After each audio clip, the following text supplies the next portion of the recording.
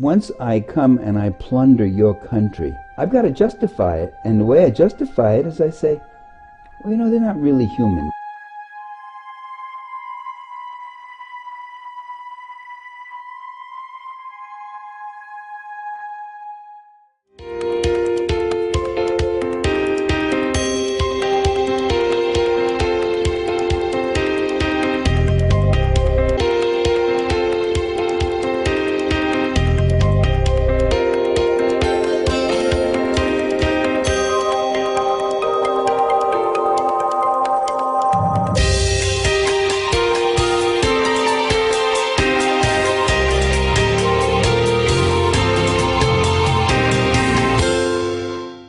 Usually, when we think of the word science, we envision a scientist using logic, experiments, and observations to make conclusions about natural phenomena.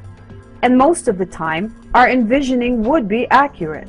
But there was a time, not too long ago, when the vision of science was purposefully blurred in order to produce so-called scientific facts about human relationships. The relationship in question produced the concept of race, that is, the categorization of humans based on physical characteristics, primarily skin color, and the methods used are today known as scientific racism. The whole premise of scientific racism, first of all, is an oxymoron. Science and racism, the two cannot run together. That's a contradiction. Racism is a socio-political, economic system of dominance and control. Science, where that comes in, pseudoscience, and that's all we're talking about, is where one group, in this case Caucasians historically, have said, okay, because of a certain color, because of a certain hair texture, because of a certain shape of the head, because of body type, that there's an inferiority on that group, and the group, of course, being those of Negroid or Africoid ancestry. Because of the way they look, because of their physical type, and supposedly their mental capacity or lack thereof, therefore there is a basis and a premise for control, dominance, and superiority and supremacy for one race. That is the pseudo-scientific racism. To fully understand scientific racism, we have to examine the origins of the notion of race itself, and to do that, we should first look at how Europeans in the ancient world categorized different peoples, what characteristics they assigned to them, and for what philosophical or scientific reason. One key factor for categorization was slavery. In the ancient world, slavery was not based on race. The term had not been invented yet, but rather circumstance. One could be a prisoner of war, a member of a rival religion, or drowning in poverty, so much that one is forced to sell himself into bondage.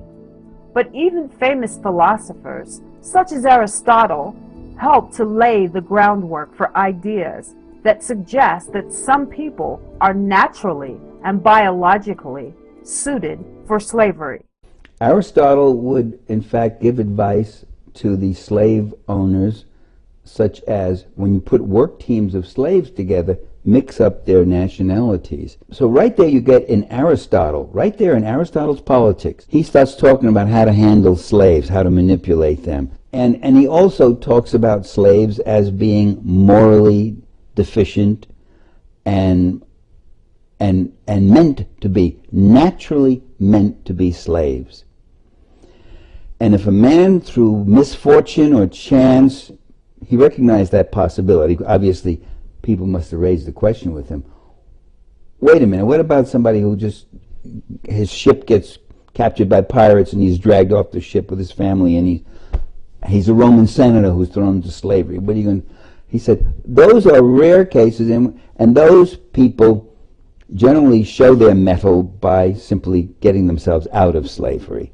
Once they're in it, you know, it's obvious they're not meant to be slaves, and they would get out. So he already had a, quote, scientific explanation for the naturalness of slavery. When you get to somebody like Cicero in ancient Rome, he would say the same things. He would say, Greeks and Cypriots and Jews and Asians generally make the best slaves. So they had these theories based on nationality about what is the natural human nature of these slaves.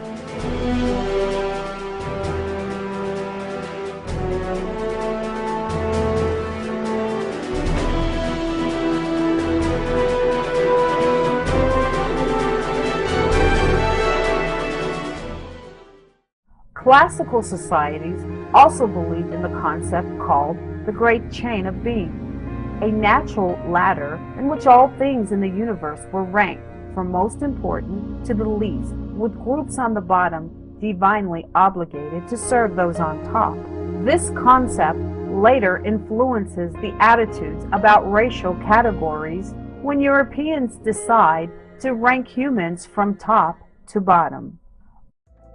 Many Europeans also believed that individual behavior in humans was governed by the four humors, bodily substances that interacted with the elements of earth, wind, fire, and water to control disease and disposition. The concepts of the Great Chain of Being and the four humors were still widely held beliefs through medieval times and the Renaissance. In addition to these ideas, Western philosophers believed that climate zones could also affect behavior and disposition, and if one moved to a different zone, his mental and physical state would be altered. But when Europeans began exploring the Americas, beginning in the 1500s, much of these philosophies began to change. Europeans noticed that their immigration to the Americas did not change their physical or mental state as expected, and diseases such as smallpox that decimated native populations had little effect on Europeans.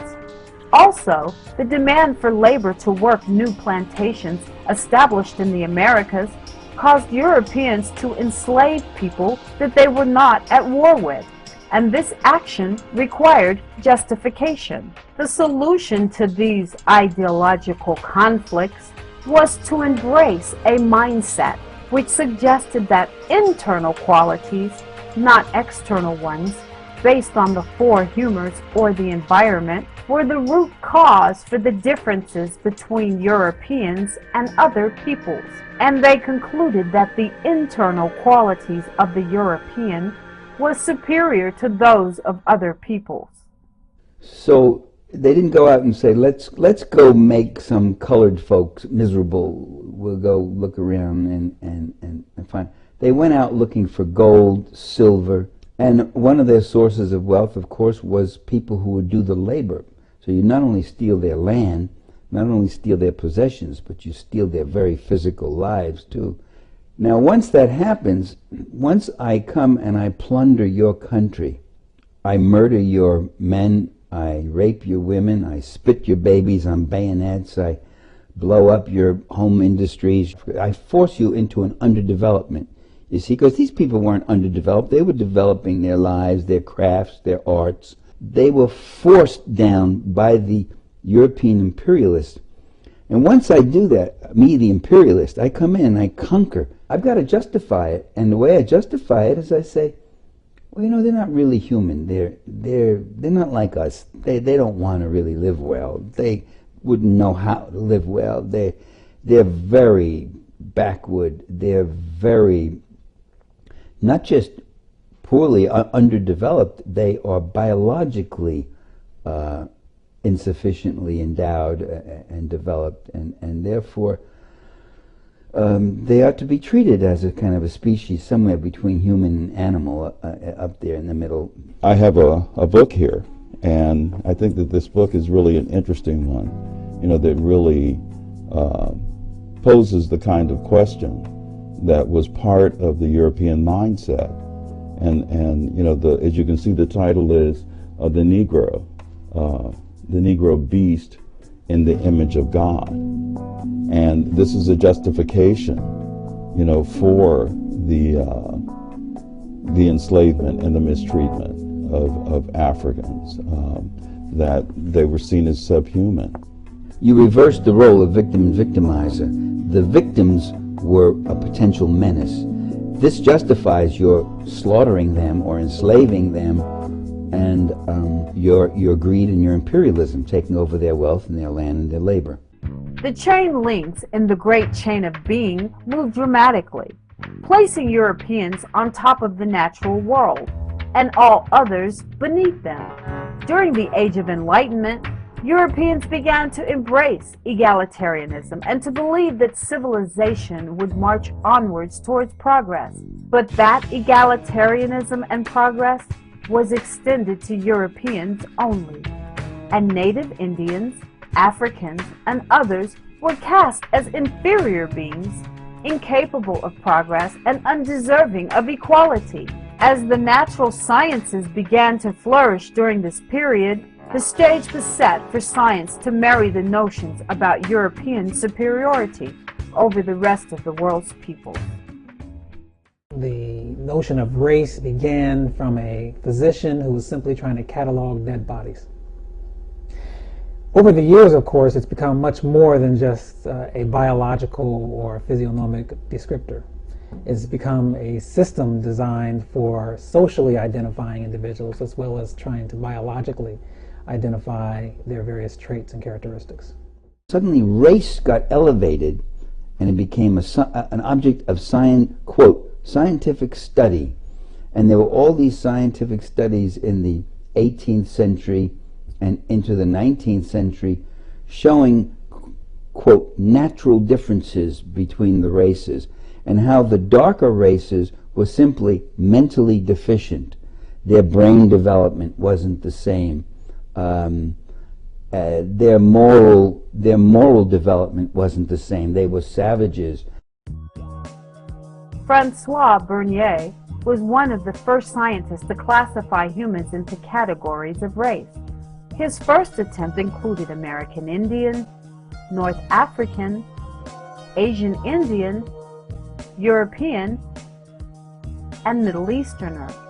He believed, like Aristotle, that humans had a soul capable of reason and non-reason, but that some were more non-rational than others and suited for slavery.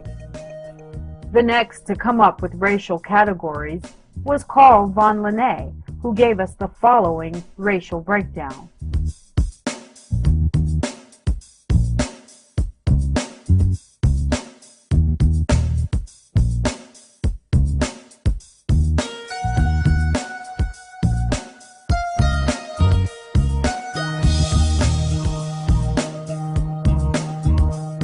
Linné coupled physical characteristics with moral behavior.